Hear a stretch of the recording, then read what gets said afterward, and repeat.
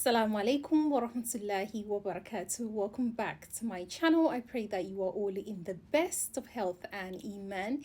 If you are new, welcome. My name is Nafisa. I am a Muslimah life coach and I support Muslim women with relationship and mental health issues. So if you're interested in being coached in those areas, you can find me over on my website, which I will leave linked in the description box down below. But over here on YouTube, I make Islamic lifestyle as well as dawah content. So if you're interested in that, then definitely make sure you subscribe. You can also find me on Patreon, where I talk about femininity and the act of wifehood, helping women who are about to get married, women who are in marriages and want to find ways to improve their marriages, and also women who just want to improve their femininity in general. So join me over on Patreon for more on that content. Okay, so today we are talking about emotional wellness, essentially. I wanted to bring an awareness of emotional neglect so that we can identify whenever we are going through or experiencing emotional neglect so that we can do something about it. Everything begins with awareness. And on that note, I want to say that emotional neglect is not just something that women experience. Men experience emotional neglect as well. It's just that oftentimes they may lack the communication ability to express how they are feeling, or even to put a finger to exactly what they are feeling. So I wanted to put that out there because I thought it was important. But of course, for us women, I think we feel it and we talk about it most. And it's important to know when this is happening to you so you can know what help you need to get for yourself, what things you need to do for yourself to improve. So that is what we will be speaking about in this video. So without further ado, let's jump straight into today's video. I also want to mention that the signs that I'm going to be giving are in relation to romantic relationships. So what is emotional neglect? Essentially, emotional neglect is when we don't have our emotional needs met for one reason or another. And so we're feeling a sense of something is missing emotionally, and so we're not as stable. So one of the first signs that you may be suffering from emotional neglect is if you are in a relationship but you're feeling lonely. Oftentimes we assume that just because people are in a relationship, or for example they are married and they have a husband, then they're probably not suffering from emotional neglect. That is not true.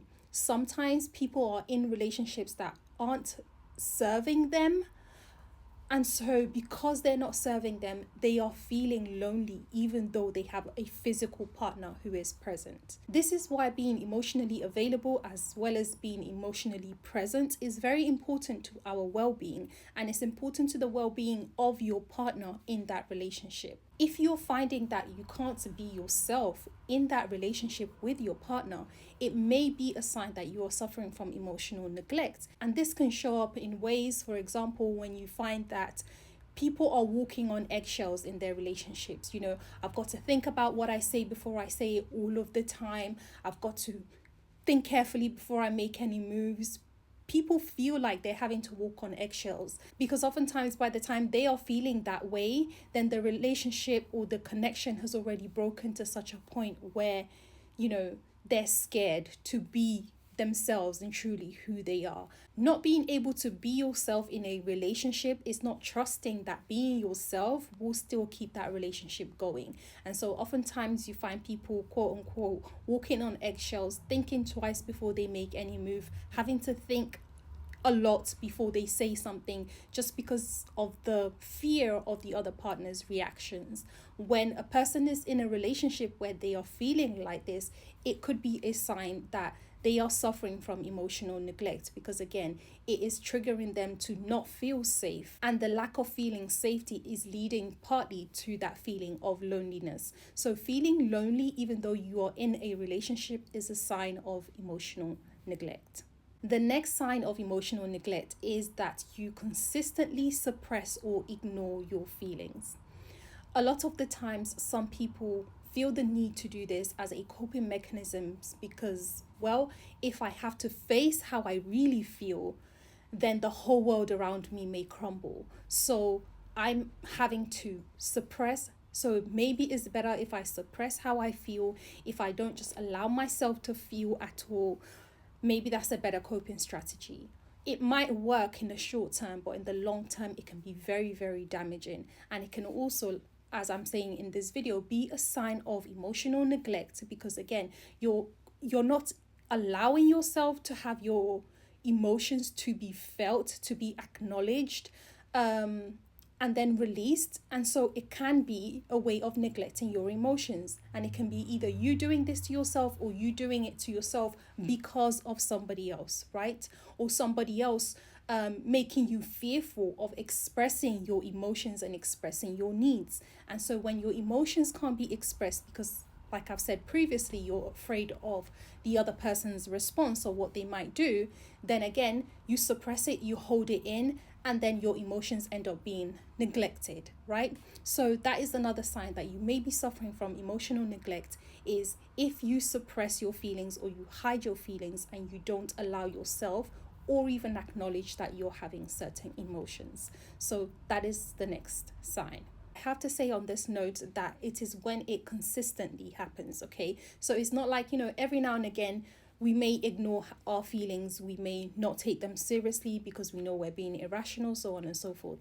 That's not what I'm talking about. I'm talking about when you consistently ignore your emotions, you consistently suppress your emotions as a coping mechanism. That may be a sign of emotional neglect. The next sign of emotional neglect in romantic relationships is if your partner always shuts you down whenever you want to express yourself.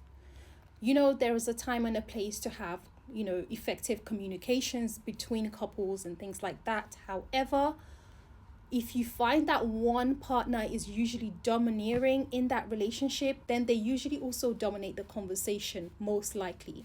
And where the conversation is dominated by one partner only, and the other's feelings and their freedom to express themselves is always shut down, then it can lead them to feeling bad, and it could lead their emotions to be neglected, right? So that can also be a sign of emotional neglect, is if your partner is constantly putting aside your feelings, constantly neglecting your feelings, constantly not valuing your input in terms of how you're doing emotionally in that relationship, then it could be a sign, to me, I would say a sign of emotional abuse if one person is doing that to another.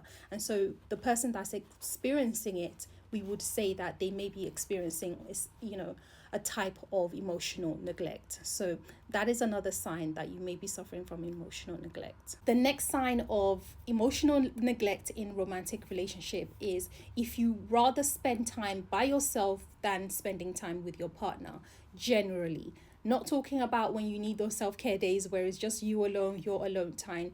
That's not what I'm talking about. What I'm referring to is if in most activities that you should be doing together as a couple, or that it would be better to do together as a couple, you prefer to do on your own rather than to do it with your partner, it may be a sign that you're suffering from emotional neglect, because again, it comes down to a basis of safety. If you don't feel emotionally safe with that person, why would you want to spend more time with that person, right?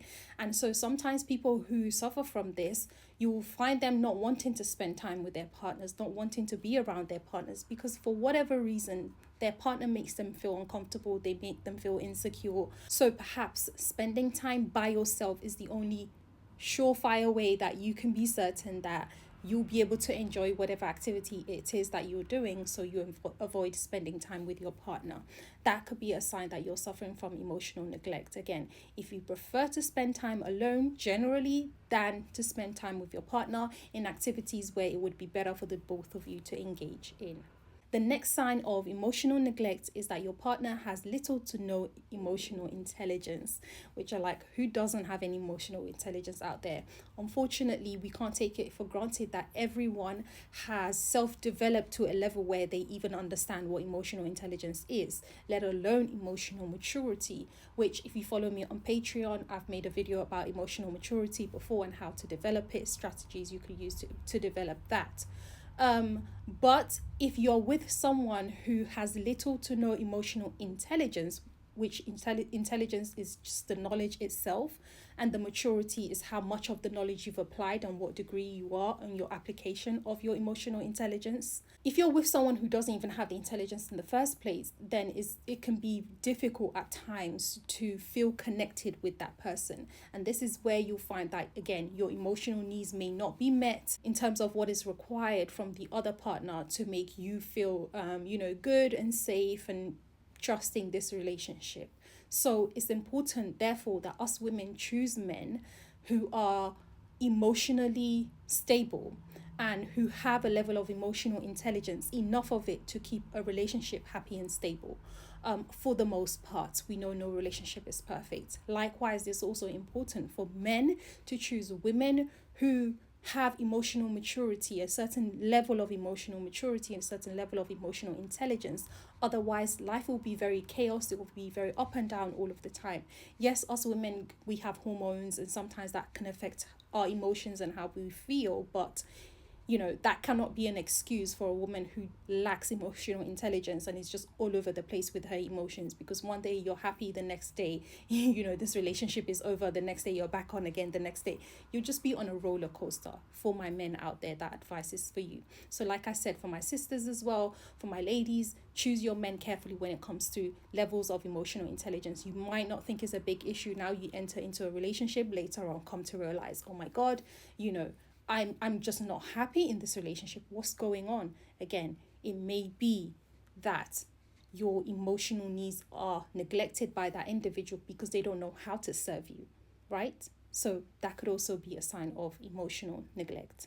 Those are the signs that I wanted to share with you guys on the signs of emotional neglect in relationships, in romantic relationships. And I want to tell you guys that people who consistently lack the intelligence or the maturity emotionally are not the safest people for us to build romantic relationships with. Now, yes, everyone should have an opportunity, a chance to grow. It doesn't mean you don't ever be in a relationship with someone who lacks emotional intelligence.